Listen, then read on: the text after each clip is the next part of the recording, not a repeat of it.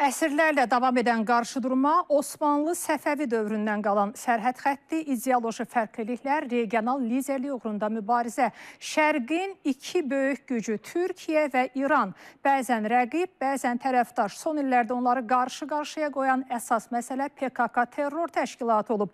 İran bu təşkilatın Suriya qoluna dəstək verib. Bu isə Ankara-Tehran münasibətlərində soyuqluq yaradıb.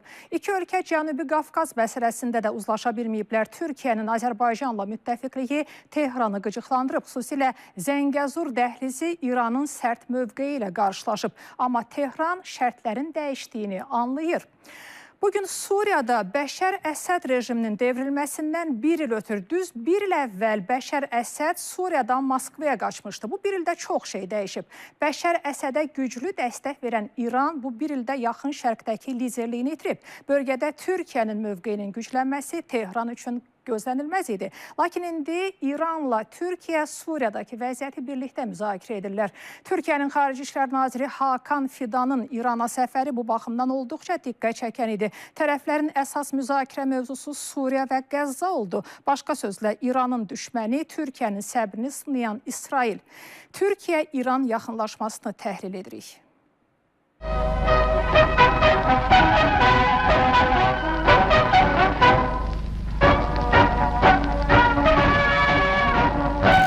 Şahanlarını Türkiye kabul ettiğimizden dolayı çok mesut ve bahtiyarız efendim. Ben nihayet hoşbaktam bu arzuyu birine kibarın bir muvaffak oldum. Mustafa Kemal Atatürk və Məhəmməd Rıza Pəhləvi, Türkiyə və İran liderləri 1934-cü ildə üz-üzə gəlmişdilər. İran şahı Türkiyəyə səfər etmişdi. Məqsəd illərlə davam edən gərginliyi bitirmək idi. Hətta Pəhləvi həmin görüşdə hörmət əlaməti olaraq Atatürklə türk dilində danışmışdı. Sizin nümayəndən xüsusun önündə ərz edim gələcəm Türkiyəyə. Çox təşəkkür ederim. Bu isti münasibətlər 1979-cu ilə, yəni İran İslam İnqilabına kimi davam etdi. O vaxtdan bəri fərqli siyasi və ideoloji baxışlar səbəbindən iki ölkə bir-birinə məsafəli davrandı. Buna əsas səbəb İranın PKK terror təşkilatına dəstəyi idi. Türkiyə və İran arasında gərginliyin ən böyük səbəblərindən biri də Suriya məsələsi olub. Türkiyə 2011-ci ildən Əsəd rejiminə qarşı olan qrupları dəstəkləyirdi və sərhədlərində terror təhlükəsi səbəbindən PKK və PYD-yə qarşı hərbi əməliyyatlar aparırdı. Teslim olun! Kaçacak yeriniz yok! İran isə tam əks mövqedən çıxış edirdi. Həm Əsəd rejiminin ən yaxın müttəfiqi idi, həm də Suriyada Türkiyənin hədəf aldığı silahlı qrupları öz maraqları üçün vacib sayırdı.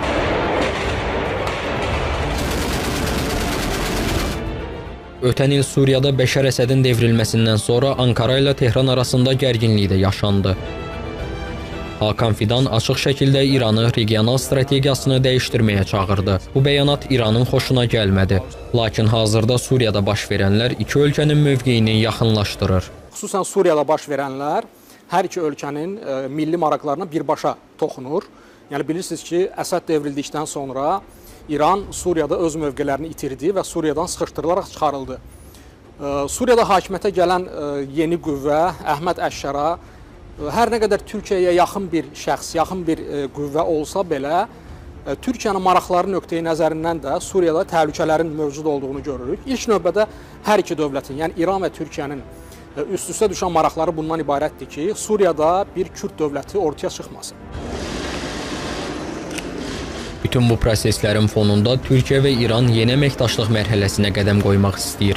Bu məqsədlə Türkiyənin Xarici İşlər Naziri Hakan Fidan Tehrana mühüm səfər etdi. Bu səfər PKK-nın silahı buraxmaq qərarı fonunda gerçəkləşirdi.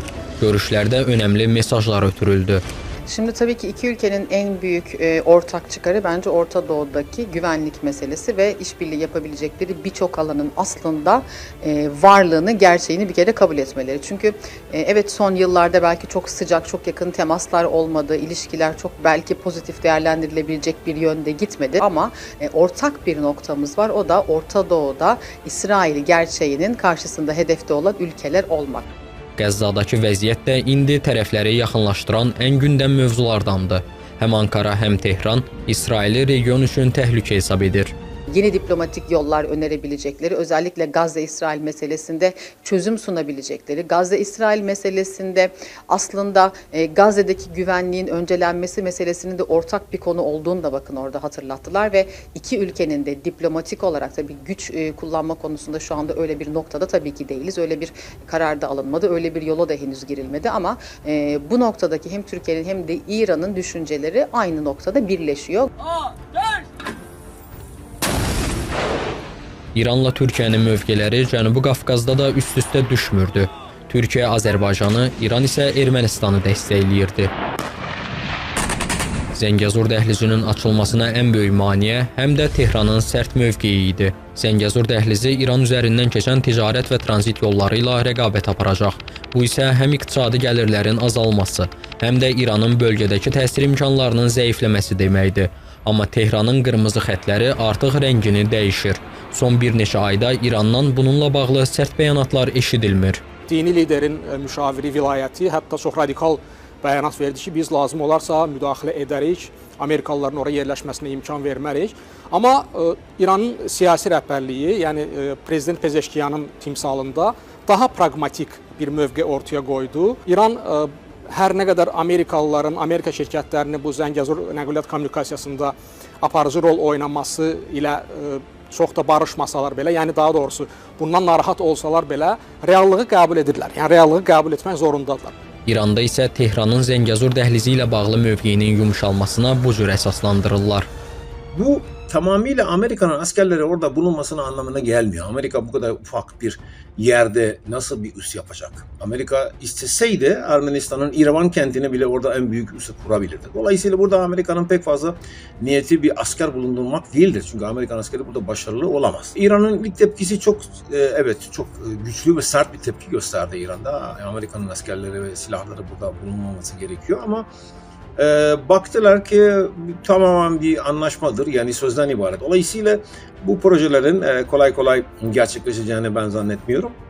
Türkiyə və İran iki böyük regional gücdür. Bu baxımdan təhlilçilər hesab edir ki, onların bütün məsələlərdə ortaq mövqe sərgiləməsi gözlənilən deyil. Müəyyən bir yaxınlaşma tendensiyası olsa belə bu İran və Türkiyənin bütün məsələlər üzrə ortaq mövqedən çıxış etdiyi anlamına gəlmir. Bu rəqabət yenə davam eləyəcək, regional rəqabət. Hələlik son vəziyyət budur ki, bölgədəki yeni reallıqlar, İsrail faktoru və təhlükəsizlik qayğıları Türkiyə ilə İranı keçmişdəki fikir ayrılıqlarını dondurmağa sövq edir. Bu yaxınlaşmanın nə qədər səmimi və uzunömürlü olacağını zaman və siyasətin dəyişkən küləkləri göstərəcək.